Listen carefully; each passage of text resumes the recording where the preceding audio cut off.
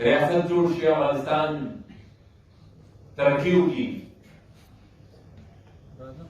خو بیا هم موږ خپل باید چې د دې خبرې تبلیغ هم وکړو ټول قوم دا لوز وکړي ځکه چې د دې نه بغیر موږ سره زموږ د بقا بله لار نشته دا لوز وکړو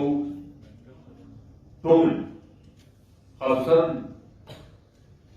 د پښتون ژغورنې غورځنګ د راوتلو سره مونږ ولیدل ما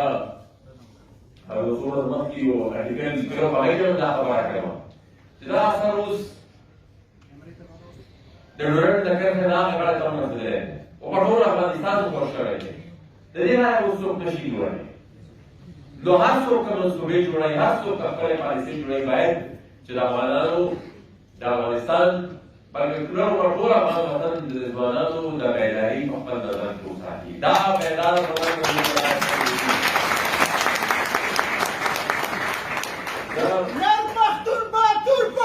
منظور پښتون منظور پښتون منظور پښتون منظور پښتون منظور پښتون منظور پښتون په خیر کې بیا د ټولو ملګرو مشرانو ځوانانو ډېر زیات مشهور یم چې دلته هم راغونډ شول او دومره زیاته مینه یې راکړه دا جنګ دا مبارزه څخه د یوې ورځې مبارزه نه ده دا ډېر اوږد مزل دی هدف ته سرډوګي راولو او ټیټ ته جذبه ډاکټر صاحب راوړي دې خبره وکړه جذبه پکار ده د جذبې نه بغیر یو شی هم مخ په وړاندې نه ځي دا خلک چې بیدار کړل دې جذبې را بیدار کړل خو بیا د دې جذبې نه مخکې بیا کار واخیستل پکار دی چې دا